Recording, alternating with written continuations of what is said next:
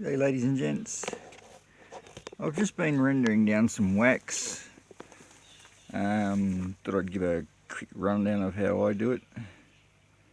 Pretty much the same as everybody else, but I did a relocation for a lady about a week ago today actually, and we moved them from a 44-gallon drum into a hive. That's all good, found the queen, no worries, moved them all over. Now I offered to do the wax for her because it's a hell of a job, especially when you're talking a relocation or a removal or something like that.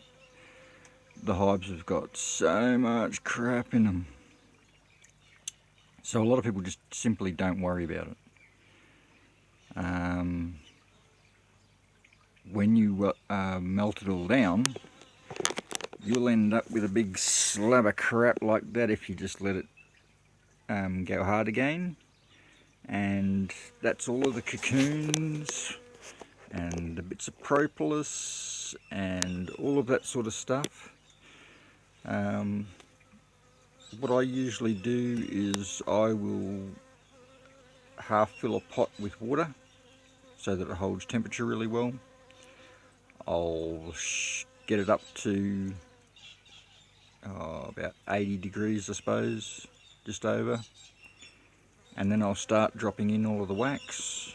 When it's all melted down and it's been sitting there for a little while just bubbling slowly, I like to let it sit for a little while, that way all the stuff at the bottom can start to saturate with water and let the wax out of it, especially all of the little bits of wood pulp and all of the stuff that they use in their propolis. That's the worst stuff to deal with. And then I will use like a strainer that I will sit into my big pot, and that sort of helps strain out all of these cocoons. That's all they are, is cocoons from bees hatching out, and just big chunks of crap. And I will use a big spoon, a ladle, to ladle out the wax, because the wax will sit on top of the water, and that gets most of the crap. Now I put them into containers, like plastic cups or plastic containers, takeaway containers, and the first render you will have this stuff. You'll have a little bit of water in the bottom, then you'll have this stuff, like a big cap of it, and then you'll have the wax on the top. So you might only end up with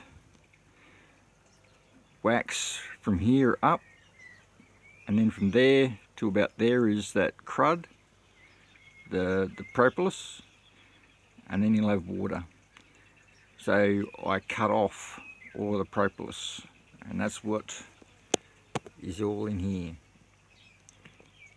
I just trim off the bottoms of these so that I get all of that crap off there, and then when that's all done, it goes back in the boiler again.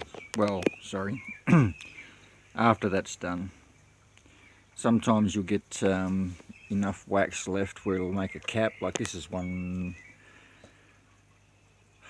I've had for a while now. About 4 or 5 removals ago I think this one was. I just haven't got around to remelting this one down yet. I'll do it when I get a few of these all together, and then I'll melt them all down.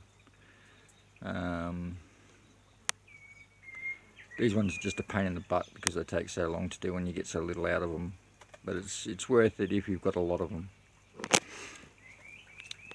So after you let your water cool, you take out your cap, and you either use it straight away and try to get the last of the wax out. You'll have all of this, which will be down in the water. It'll all get saturated with the water and it'll just go down the bottom. So it'll be like a it just sinks, so it's easy to deal with. You can just get rid of it. And this stuff here only basically comes from when you are doing your first and second renders.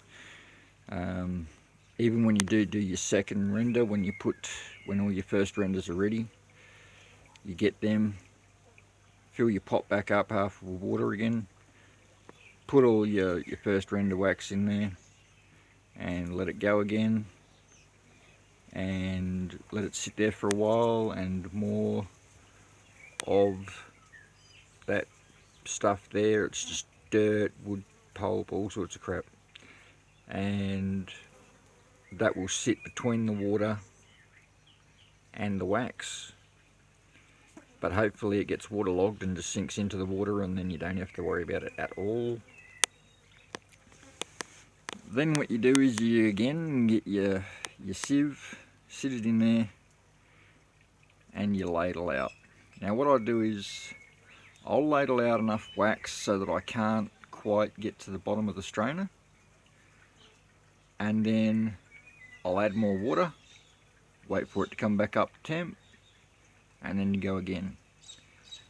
So it's a long process, you're sitting there for a long time, but you know, there's a few kilos worth of wax just sitting there, and like I say, most people wouldn't have worried about this. This was 2 big totes, I'd say 50 litres worth of honeycomb. Now that wasn't compacted honeycomb, that was just honeycomb. Old dark honeycomb, used for a long time. And like I say, a lot of people wouldn't worry about it, but look what you can get out of it. So it's worth it. Especially, you know, you're paying around the $50 a kilo mark for beeswax. That's definitely worth it. Alright, ladies and gents, I'm going to go and do some other bits. See you later.